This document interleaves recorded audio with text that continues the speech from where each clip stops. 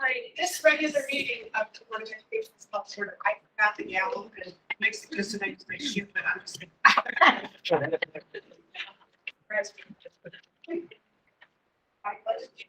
To the flag of the United States of America, and to the republic for which it stands, one nation, under God, indivisible, with liberty and justice for all.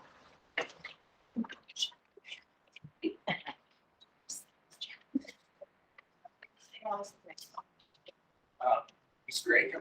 Here. Mrs. Connor. Here. Mrs. Mahal. Here. Mr. Wolf. Here. The first order of business tonight is to appoint a new board member and just a little background for those of you in attendance. On April 30th, the vacancy tendered a resignation to be effective immediately. And the Ohio Revised Code states that we had to replace her within 30 days. So coming up on that. 30th. Okay. All right, is this better? Can you hear me okay? There are no procedural requirements other than that timeline deadline that I just mentioned. So this time we opted to take applications, which we did for 1 week on our website. And we received 6 applications. We interviewed all 6 candidates. And after enough deliberation, we arrived at the minimum that is required of us, which is 3 affirmative votes for the same person. And so I would like to make a motion that the Aurora Board of Education appoints Tony Zayas to the vacant seat of the Aurora Board of Education effective today through December 31st, 2023. Can we have a second? Mr. Wallace, please. Mrs. Connor. Yes. Mr. Sapolsky. Yes. Mrs. Mahal. Yes. Mr. Akin. Yes. Right. So now I'll hand it over to you. Yes. Sweat. Ready for the right.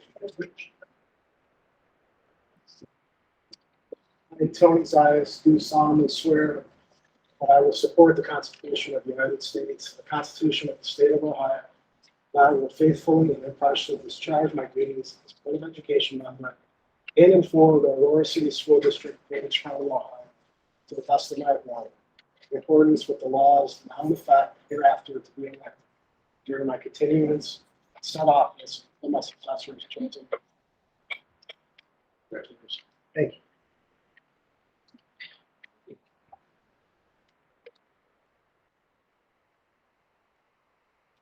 All right, thank you.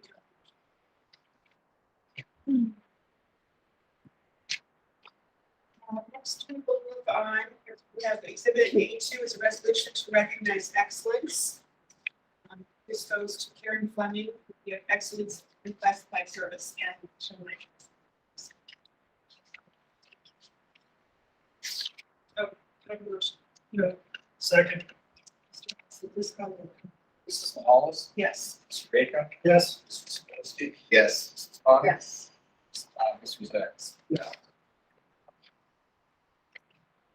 Good evening, members of the board and our educational community.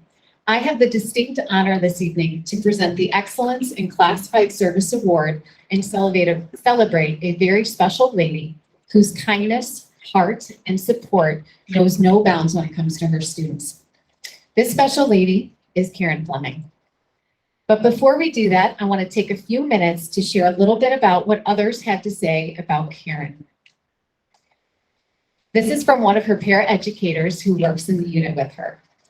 Karen started working in Aurora at Miller. I believe her first job was working with a kindergartner who spoke almost no English, only Russian, and who struggled with making good behavior choices. Karen rose to the challenge. She continued her career at Craddock, where she worked with one autistic student for several years and helped him transition to Layton. At Layton, for many years now, Karen has been in the trenches as a paraeducator, having experienced some very difficult situations. She has been and continues to be a team player, which is so important in this job, and she is always ready to lend a hand. Last summer, Karen created Taco Tuesdays for a particular third grade student. It started as a once-a-week get-together so that that student got out and about to a restaurant, to take to the lake at Four Seasons, and even to dinner at Karen's house with her family.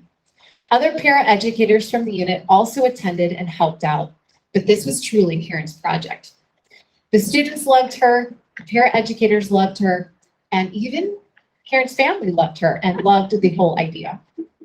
I firmly believe that the extra effort, attention, and care that Karen has shown this student has made a tremendous positive impact on the student as well as on everybody involved. There have been many students over the years who have benefited from Karen's gentle ways, kindness, caring, knowledge, unending patience, experience, and of course, her sense of humor. And Karen has always been a godsend to her coworkers. Her sweet disposition, adaptability, empathetic nature, and insight are invaluable to the team. I can't think of anyone more deserving. I also interviewed a few other people, Karen. So another paraeducator in her unit shared, I have had the pleasure of working with Karen for several years now at Layton. She is the most selfless, compassionate, caring person I know. Karen is not one that likes to be recognized, but I am so beyond thrilled that she will be. There is not a day where she doesn't give 100% of herself to her students. She goes above and beyond for each student as if they were her own. She's an amazing woman who should be honored daily for how much of herself she gives to others. As blessed as we are to work with the best kiddos ever, we are equally as blessed to have somebody like Karen in our lives. This is also from the intervention specialist who works with her. It is obvious the love and passion Karen has for her job and the kids. She goes above and beyond to make sure that she is always doing the best for our students inside and outside of the classroom. Her dedication to our classroom is unmatched, and she is an extraordinary member to our team. I am beyond grateful for having the pleasure of having Karen as a part of our team, and I do not know where we would be without her. And lastly, this is from a classroom teacher who Karen has worked with for many years. A special quality that really stands out to me is that Karen is reflective. There has been many times in a school year where a discussion we had carried over into the late evening. Karen likes to reflect on situations that may have happened that day, how the situation was handled, and what could have been done differently. Karen is a true professional in the way in which she handles day-to-day interactions with the students in which she works and continuously strives to improve her own practice. Karen will also step in and help other students as she sees fit. I've often seen her lending a helping hand or bringing a student who's been absent up to speed on what was previously covered. I appreciate her keen insight and her willingness to help all students. She will also alert me to anything different she notices in students, whether it's in the classroom, at lunch, or even at recess. Karen is truly deserving individual of this award. As you can see, Karen is the type of person who truly makes an impact each day in the lives of our student and truly leaves a footprint in our world of education. I'm so proud and very honored to share this year's Excellence in Classified Staff Award with Karen Fleming. Thank you, Karen.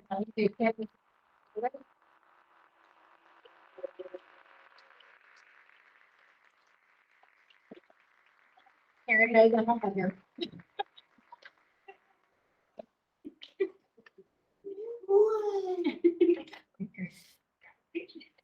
So with this award, there's also a $100 gift card for Karen to use in her classroom, and then to express how much we appreciate you, just a set of flowers. Thank you for all you do, Karen. We have a big fan in the audience. Exhibit A, reading the resolution to recognize excellence. This goes to Megan Alco for excellence in teaching service. Motion. Move. Second. Mr. Wilson, please call the- Mr. Aiken? Yes. Mrs. Holmes? Yes. Mrs. Zayas? Yes. Mr. Sapolsky? Yes. Mrs. Conlon? Yes.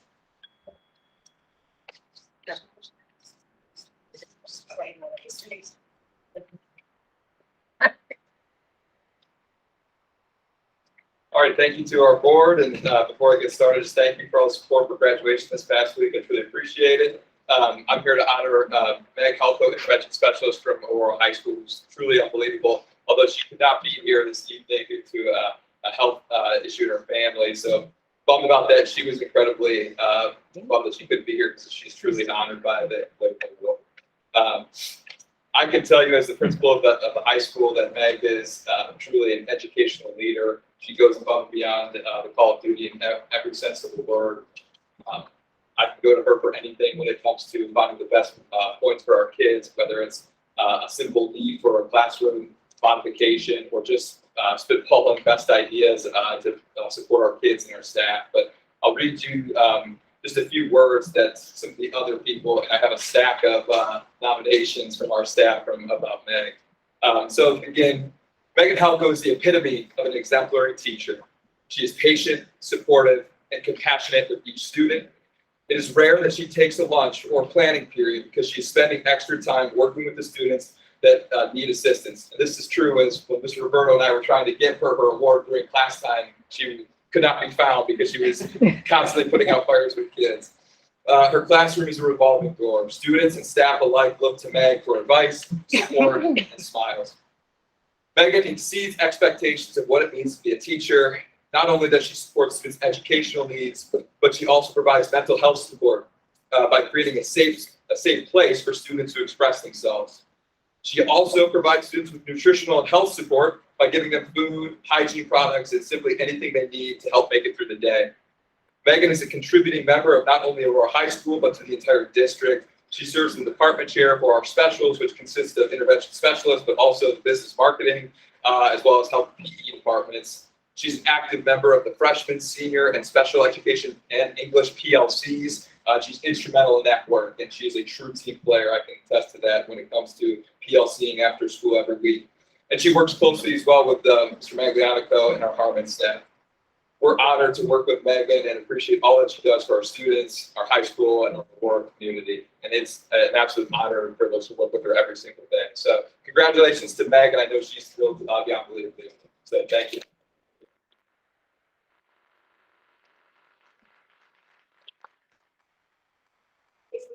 Congratulations to you. I'll put it in my mouth.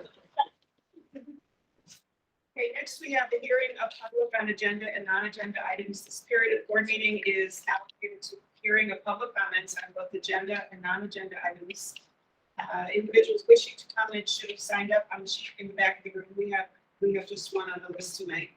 The public comment should last no more than 30 minutes, and each speaker is limited to time for 3 minutes. And Mr. Mollison will keep the time. So the person on the list is Dr. Roseanne Gonzalez. Would you please give your address? It's Erin Canfor, and I live at 176 Ford Road. I have to alter my comments a little because I had hoped to speak before you voted tonight, but I wanted to remind the board that the Ohio Department of Education is one of the strongest advocates for local stakeholder engagement in school decision-making. And nowhere is that input more important than in your consideration of a board member to replace a departed board member who was voted for by the people. It had been my hope that you would have a diverse group of taxpayers, parents, non-parents, business community to vet the candidates to ensure that a new board member represents a cross-section of the community. And I'm not saying our new board member does not, I'm just saying I truly hope the new board member does. Given our volatile political climate, considering a lot of hot education issues dividing our state legislature and school districts, even as close by as Hudson and Chagrin, it is my hope that Aurora will not move in that direction with the appointment or election of anyone that clearly represents strong opinions on one side or another of culture rules that plague our nation. It is my hope that all of the board members here are committed to the board's longstanding support of the policies and practices that have made this school district so strong. The academic freedom of our outstanding educators, some of whom we recognize tonight, the expertise of our highly qualified and knowledgeable administrators, our strong curriculum that all three of my kids enjoy that aligns with the state's highest and the nation's highest academic standards. It is these things that have built Aurora's longstanding reputation as one of the finest school districts in the state, and I think also in the nation. one whose strength is that its public service to our communities unimpeded by political influence and partisan politics. A lot of you know me, your signs have been on my lawn. Your levy signs are always on my lawn on Hurt Road, and all the Craddock parents see it on their way to pick up and drop off their kids. It is rare that I come to a board meeting, and that's because of the trust I have in this board, the trust that this board has built and enjoyed for decades. But I'm here tonight to speak very, very strongly against the only threat that can diminish or destroy this trust, and that is a board that does not believe in the separate and distinctly different responsibilities of educators and politicians. And so I want to remind you that we're an educated community by and large. We're known for our support of our schools. Mine spans 44 years. I'm here tonight to wish you all well and hope that we can maintain the strong trust we have in this board. Thank you.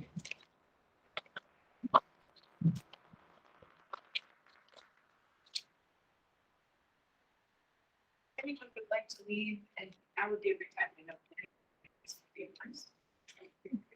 Here we go.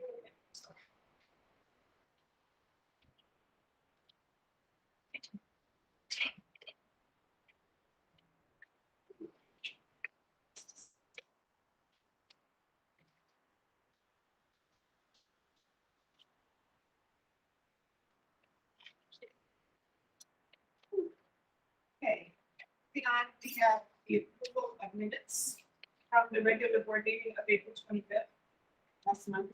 May I have a motion? Second. Are there any comments, edits, or additions to this? Mr. Wilson, this one. Mr. Sapolsky? Yes. Mrs. Bonner? Yes. Mr. Akin? Yes. Mrs. Wallace? Yes. Mr. Bonias? Yes. Minutes are approved.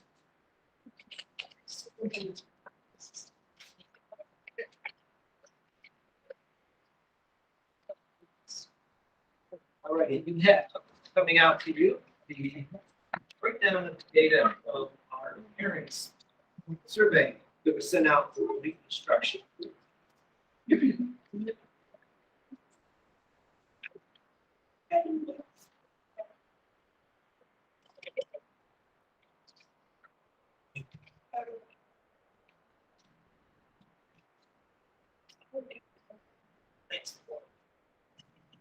Okay, sorry about that.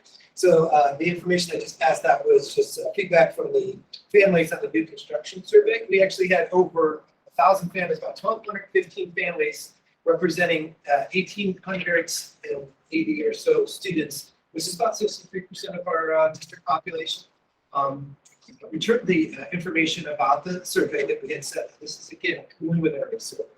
But one of the things that we asked is from their perspective, if where schools should investigate or needed to investigate building a new school. Approximately 75% of those replied felt that that was something that we should investigate and look into. Another question that we asked is that if we were to target one of the 5 schools for replacement, which one would it be? And nearly half selected Craddock to be the school that they would target for replacement. Interestingly, though, about a quarter of the folks felt like we should try to keep all schools possible and build a 6th school. So that's something that we can talk about a little bit later, but it's a good piece of information to have. Which of the building breakdowns, in other words, which type of building would you want us to kind of focus on to build? And approximately 44% or less thought that high school, building a new high school would be ideally what they would prefer to have. The K3 to PK2 suggestion, so looking to have 4 grade levels in the elementary side was about 22%. And then the third most popular opinion, which is around 12%, was an intermediate school, which would house like 4 to 5 fifth graders, 4th to 5th graders. That's what, so almost any replacement of the school city, right? That information was also submitted with comments in terms of just open comments. And so on the back side, I didn't list all of them because there were 700 and something. comments, but like highlights, just to point out, are listed on the back and for the audience.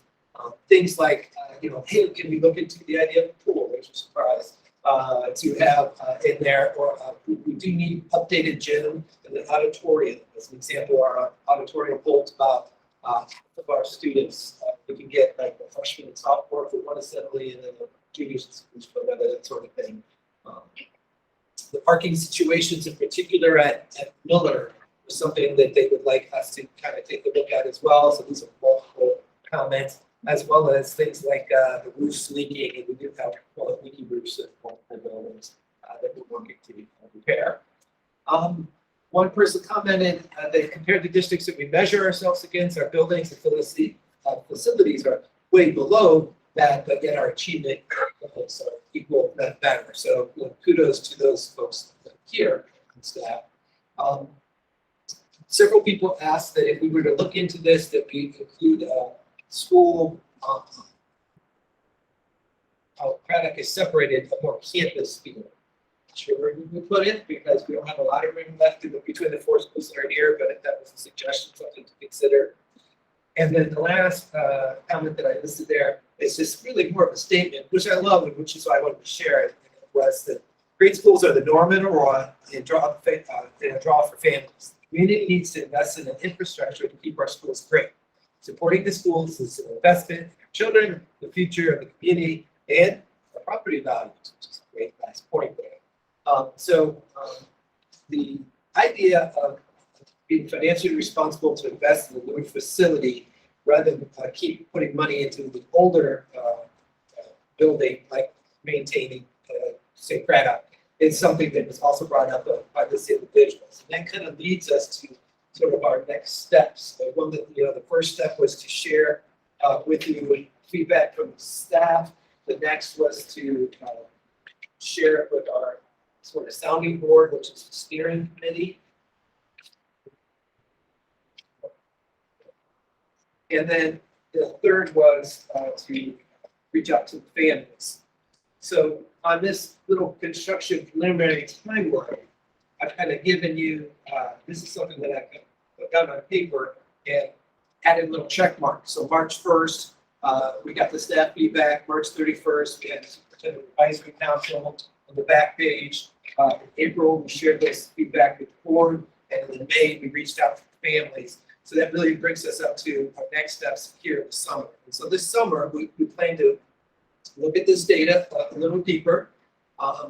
In particular, also cross-check it with the Ohio facilities audit that we had, and then develop potential building profiles. So we're going to look to develop a high school profile, a K-3 profile building, and a 4-5 profile building, because those are the ones that were suggested.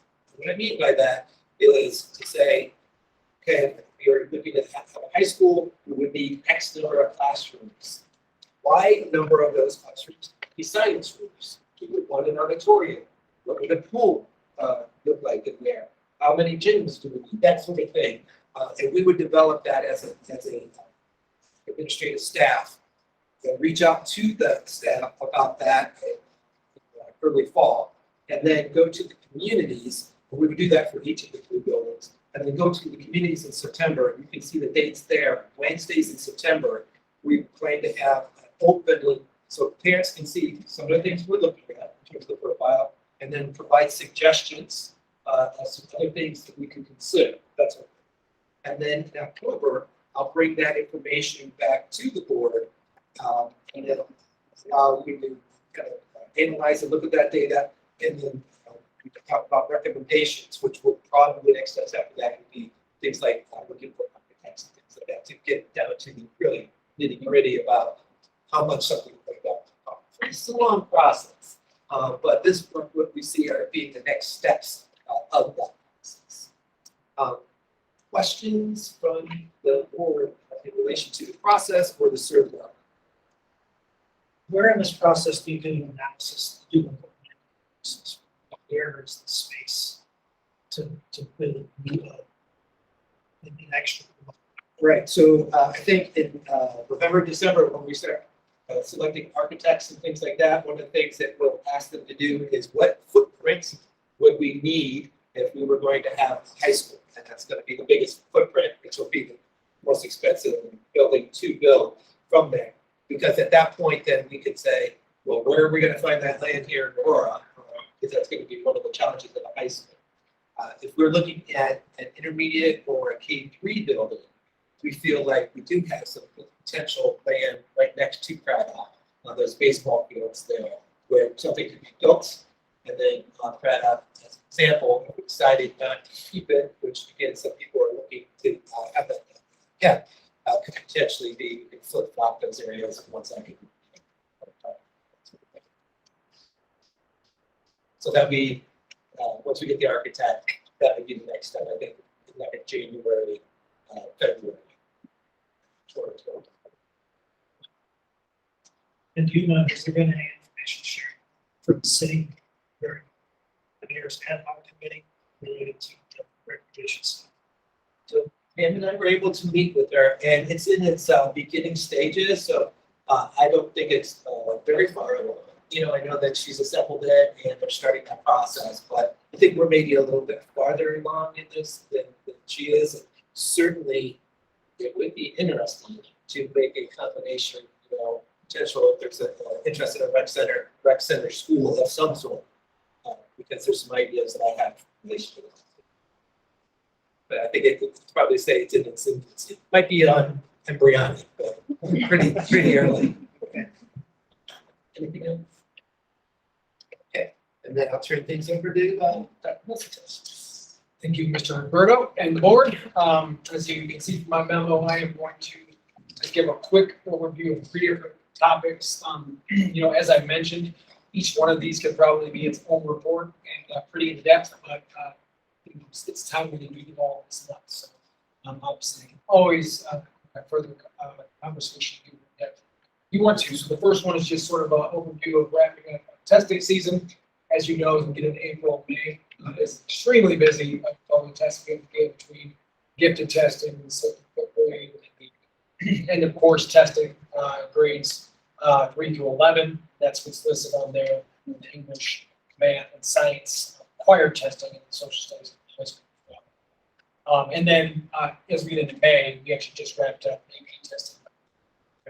2 weeks there. So, a lot of testing, a lot of coordination. A huge shout out to our principals, counselors, test coordinators, and other teams to make sure we get that done successfully. We did have 885 students take an AP exam, which is awesome. Sort of look for, are we getting close to that 1-to-1 ratio of number of students in the high school, students taking tests.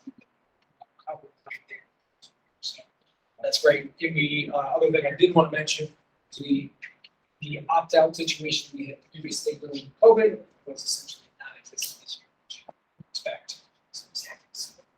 Little standards, but nothing. So that was moving on to the next topic. You know that we did transition from the ACT to the SAT in terms of a state required and also endorsed exam state page. You know, typically we had most of our students take the ACT anyways. The high school team decided they wanted to try the SAT to give that diversified experience. So all of our juniors took the SAT this year, and over in March, exact date right now. And it has been the case. You can see the data there. Did very well.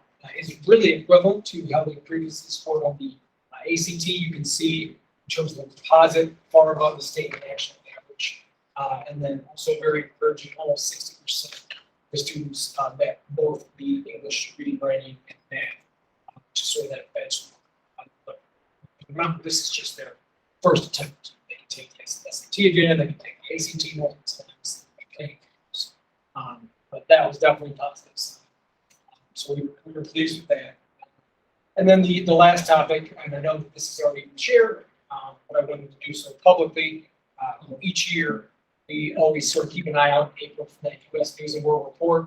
I mean, there's lots of rankings and there's lots of publications, but this is the one that we would say probably is the most legitimate. If you look at the mix factors, the course assessments, the reading, the math, the AP, the college placement, graduation rate, college curriculum, all those are key factors. So very pleased that, we were among the top couple percent, both in the state, 14 in the state, number 1 in Akron metro area. Multiple times recently. And then 460 in the nation. So talk about a couple percent. So, we like to talk about focusing on the inputs, the roots, nurturing those competencies, and then these types of things, the accolades, fruits, the flowers, living for them to take care of themselves. This is definitely an example of that. So very, very pleased with that. Congratulations to Mr. Hayes and the staff and folks that contribute to that. And with that, I will take any questions if you have any specific questions about any of those. The difference between reading that proficiency to Are you talking about a specific measure? yeah, I guess that's six factors. In the U.S. News and World Report? Yeah. It's Sounds like the same thing. It is. So in that specific one, they're just looking at what percentage of your students score a 3 or above, which is considered proficient in the state. Do you plan to stick with the SAT for next year? Yeah, I believe so. I mean, we had success with it. We'll evaluate. We don't have to commit yet. We'll have to do that. I can't remember if it's late spring or early next fall, but to my knowledge, I think we're probably going to do that. Mr. Hayes, unless you want to make a different comment. We all really like the experience. The SAT is through the College Board, which is where we do all of our AP testing, and the customer service experience is better. And then all of our, like when you talk about national merit finalists, semifinalists, commended students, that's all through taking the PSAT. So it's a nice natural transition because in order to get those accolades, they take the PSAT in the fall, and then they can take the SAT in the winter. It's kind of a smooth transition. So they actually are just getting a practice anyway, and we can go right into it. So we really like the experience, and the data we got on each individual student was really thorough. And we were able to share it with our department chairs in a much more expedited way for them to even start looking at, okay, hey, how can we do certain things with our kids a little bit differently, even for the home stretch of the school year. So I was really happy with it. Thank you. Also, next, can you get- Thank you, Mrs. Pauls. This evening I have 4 separate resolutions for your consideration, and we'll start with the financial report for the month of April. April expenditures exceeded revenues by about $281,000, decreasing our general fund cash balance. Revenues about 7% greater than projected, and expenditures about 6% less. On the revenue side, a couple of items. First of all, we received our Summit County property tax settlements, about $617,000 in their property, and an additional almost $35,000. And this closes out our real estate taxes for fiscal year 22. We received a total of $30.5 million in real estate taxes, which is about 2% increase over last year. The increase, obviously, this was the appraisal year, so there's something to see a little more growth inside the next. So in 3 years, this reappraisal will be really appraisal. We also receive our property tax allocation, Portage County portion through the state of Ohio, nearly $1.5 million there. And this will include the homestead exemption part portion, and also the wheel maps. And finally, in revenues, we received roughly $140,000 from the city of Aurora. This is our share income tax on vacant properties. So if you remember, any abated property which generates $1 million in income tax, we split in revenue city. So this is the largest we have received. Last year, we received $94,000. This increase of about $44,000.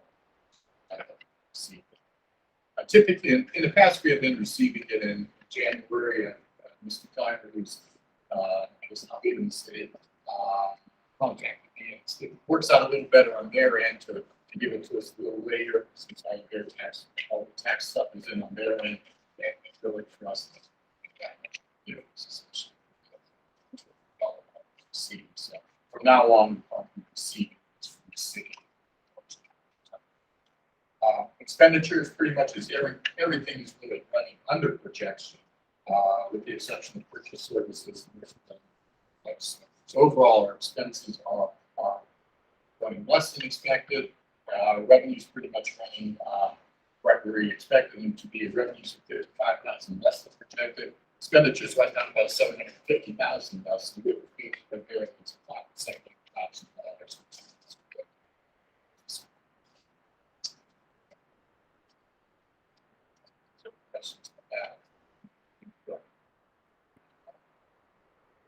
And we'll go through them to the resolution. Is that what we do first, the financial statements? Okay. Yeah. And motion. Blue. Chair seconds.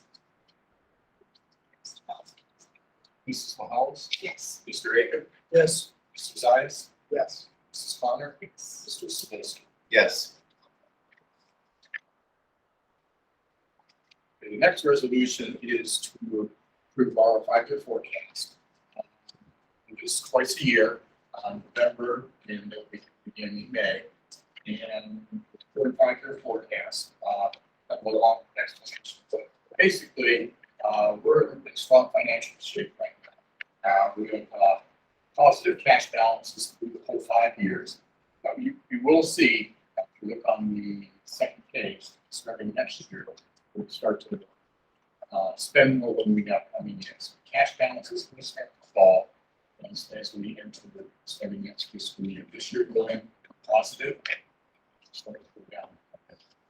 Some of the assumptions, main things to really consider in here, assumptions. We have some additional teaching positions that we're anticipating just because one of the new construction in town is on the road. We're looking at 2 additional positions for the next 2 years each, and then 2 in 25, 26. We still have our contracts to negotiate with the AEA, OC folks. So right now we have all the step increases included in this forecast.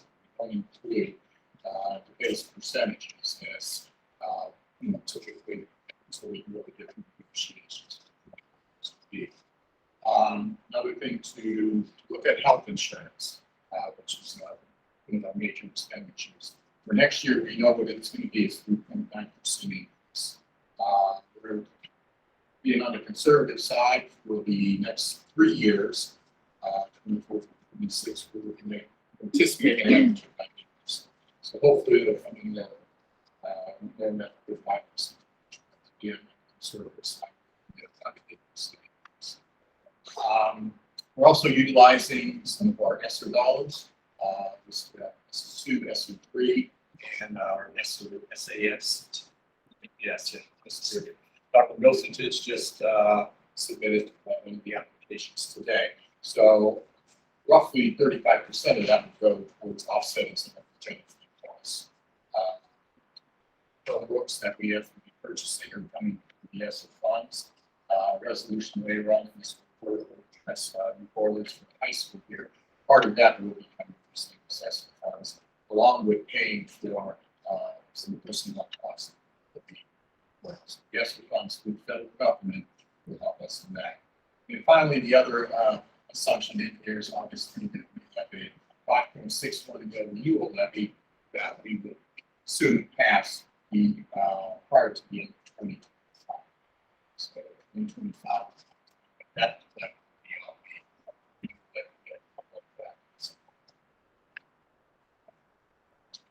that was the forecast pretty much. D2, resolution to approve revised state 5-year plan. Second. Are there any comments or questions? Thank you. Good report. Mr. Sabilisky. Yes. Mr. Zayas, Yes. Mr. Aiken, Yes. Mrs. Connor, Yes. Mrs. Holmes. Yes. The next resolution is a then and now statement. This is basically what happened. The costs were incurred before the purchase order was processed, and this is a PO for the group, the robotics group that went to Houston. Biggest part actually of these dollars were donated to students to go into an activity account. One parent, I believe, basically has had all the receipts charged it. So that's it's over $3,000. That's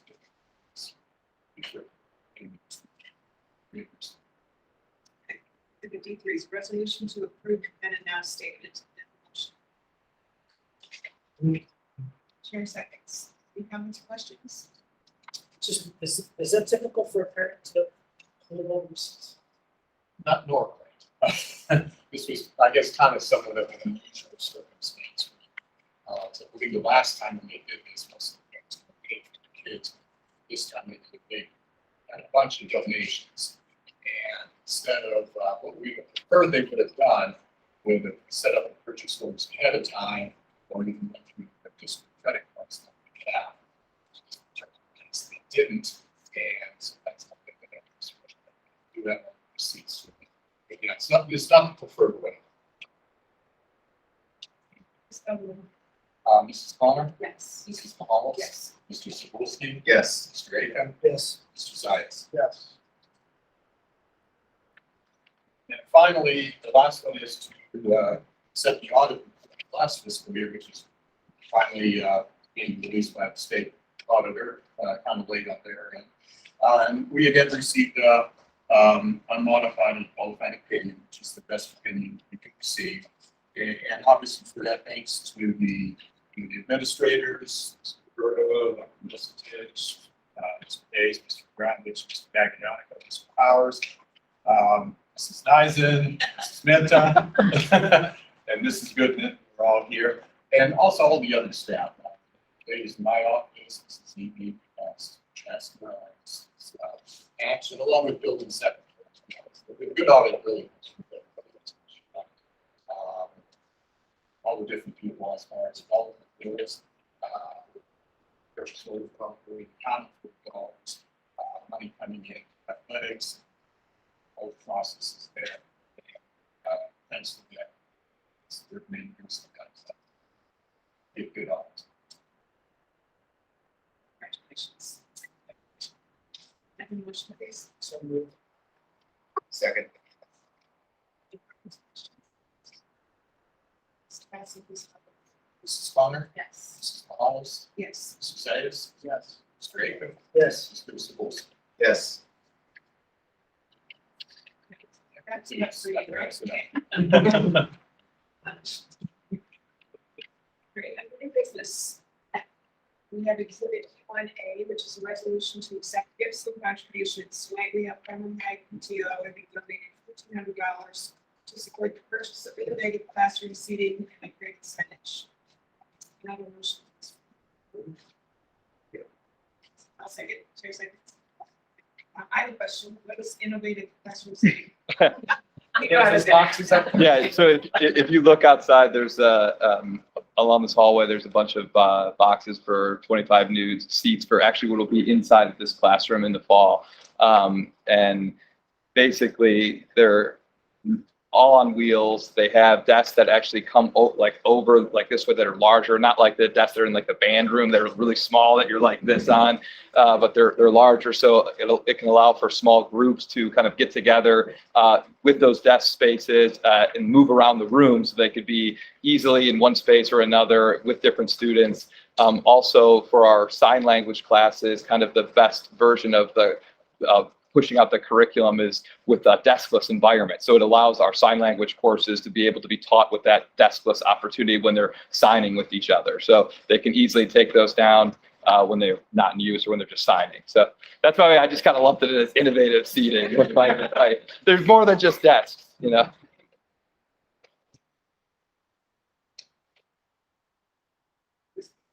Mrs. Connor. Yes. Mrs. Bucyrus. Yes. Mrs. Hollis.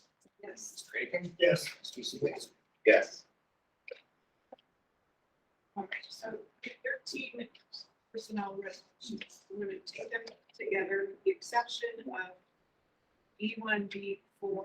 There are no objections to my doing that. With E1, B4, I'll read through these.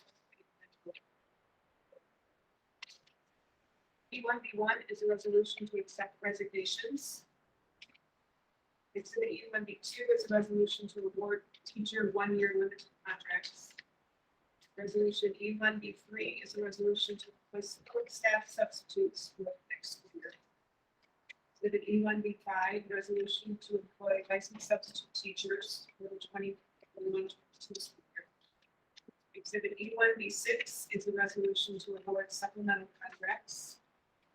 Exhibit E1, B7 is a resolution to employ specialists for the 2022 year. Exhibit E1, B8, resolution to employ substitute staff.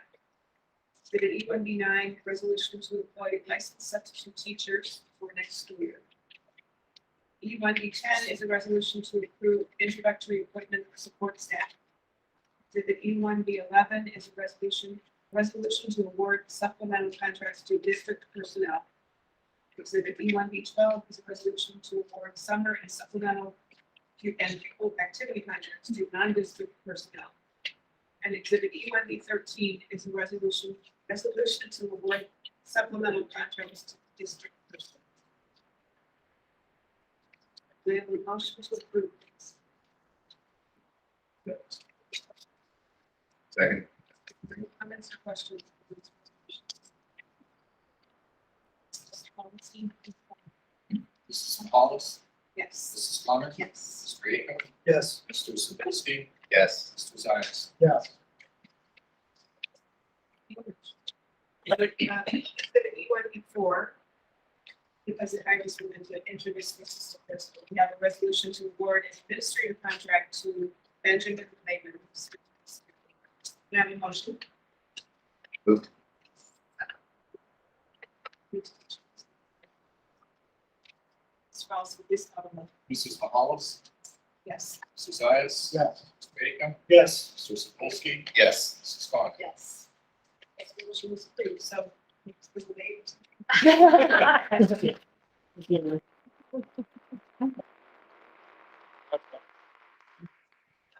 hands. Yep. Welcome. Thank you. Happy New Year and looking forward to see you. And thanks for coming. If you don't mind, I'd like to just say really quick that Ben comes to us, as you mentioned, from Shaker Heights. This is his first assistant principal role, but he comes to us with great experience as an academic coach. And really his wheelhouse is at the integrated level and grades 4 as a teacher as well. So 4th and 5th grade. So we're very excited to add him to administrative team. Okay, exhibit E1C is a resolution to approve an out-of-state and overnight trip. This is for the band. Motion. Moved. Second, Any comments or questions? just a comment to say that I'm excited to see us doing overnight trips again. You know, kids are getting the opportunity to have these experiences. Hope the DC trip comes. Mr. Balls? Mr. Sebold. Yes. Mr. Aiken. Yes.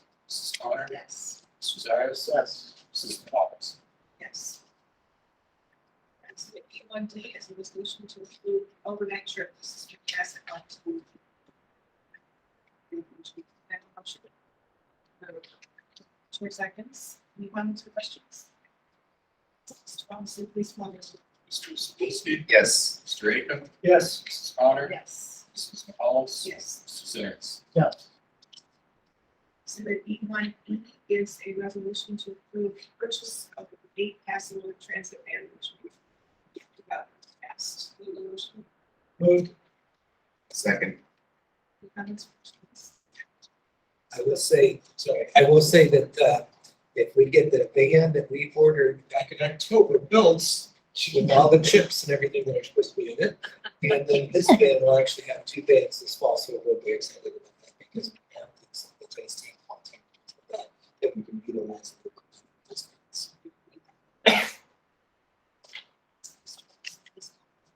Connor, Yes. Mr. Acom, Yes. Mrs. Wallace, Yes. Mr. Wolski, Yes. Mrs. Zias. Yes.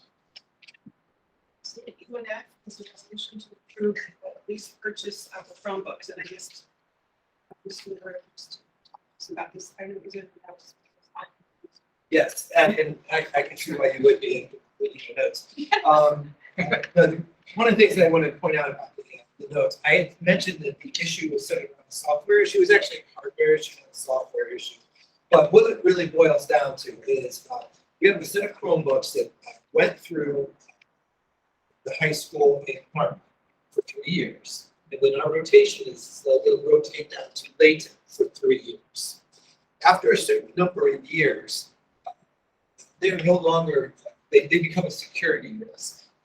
And when we got these Chromebooks, it was our understanding the security risk was going to be that Google was going to be basically support this Chromebook. It's called the N42 until 2024. To our surprise, it actually said, yeah, we can only do that to 2022.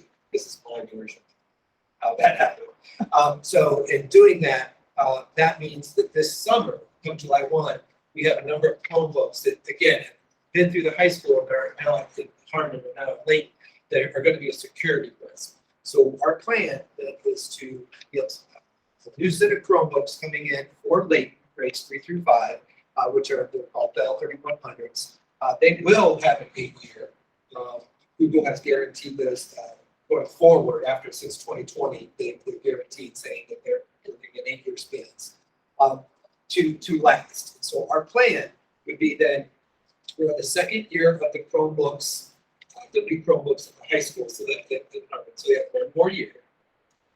Layton will get new Chromebooks this year, and this is a 3-year lease, so they'll be paid off for 3 years. When the high school hits its 3 and Harmon hit their 3, those will actually be passed out to Grata and Layton. They are touchscreen, so Mrs. Goodman is going to be very excited about that for the younger kids and stuff like that. And then the Layton folks will continue to keep those same programs. Once the high school goes through its another 3 years of rotation, then they will pass down to Layton. So Layton will have kept these for almost 6 years. And then we'll be back into our rotation. But the rationale for this is that originally we had thought these programs were going to be not a security risk through 2024. It's 2 years. That makes sense, or any questions or This will do like a planned obsolescence with those. say that This will do like a planned obsolescence, so we know how. yes, going forward now, they said since 2020, is my understanding, but they will be 8 years. And so, again, I think that my understanding of it was that they were looking to try to make it 8 years, but they, I guess, for whatever reason, decided that they weren't going to be able to support it, so they cut it to 6. But going forward, they did say 8 years. So that should be okay for our next step. The others? Okay, that's my best explanation. We can always fit the experts in here.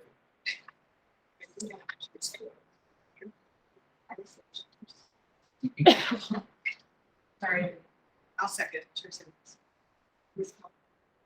Mrs. Conlon, Yes. Mr. Acom, Yes. Mrs. Wallace, Yes. Mrs. Wolski, Yes. Mrs. Zias. Yes.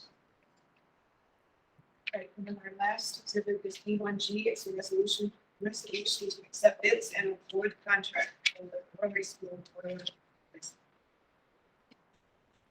Do I have a motion? Move. Second. Yes, I'll do my best, and Bill, feel free to jump in here too. So there were 6 companies put in bids. The company that we are going to go with is Synergy LLC. You, I believe that you have this.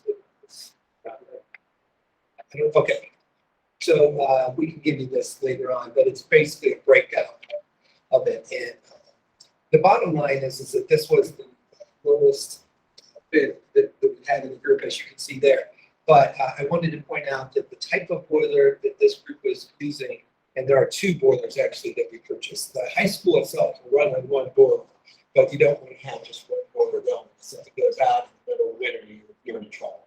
So actually ours did go out, we made it through the winter because we had that second one, but they're both very old.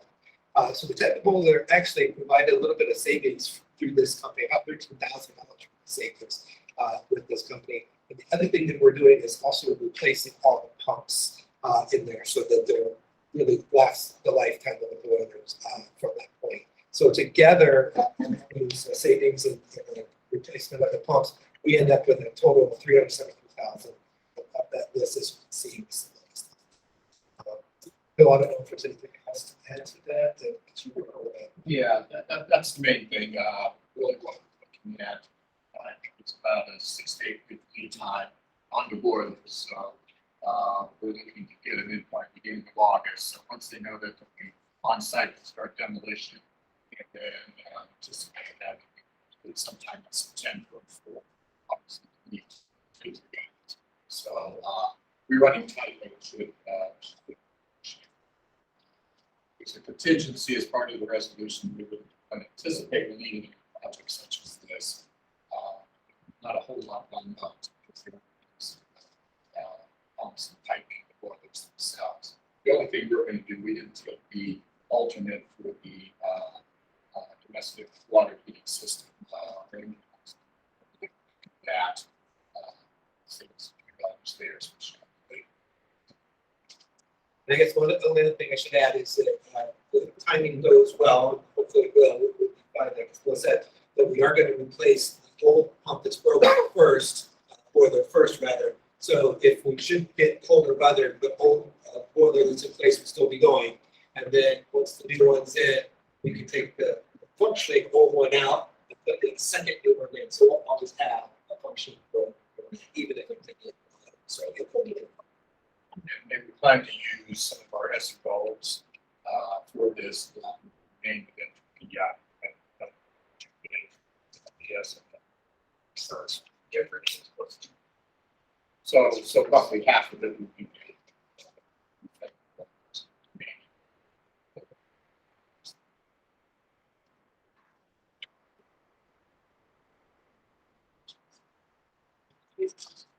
Mrs. Bonner? Yes. Mrs. Wallace? Yes. Mr. Aiken? Yes. Mr. Sapolsky? Yes. Mr. Zayas? Yes.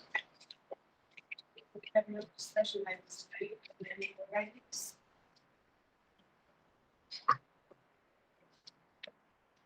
Possible motion to adjourn. So moved. Mrs. Bonner? Yes.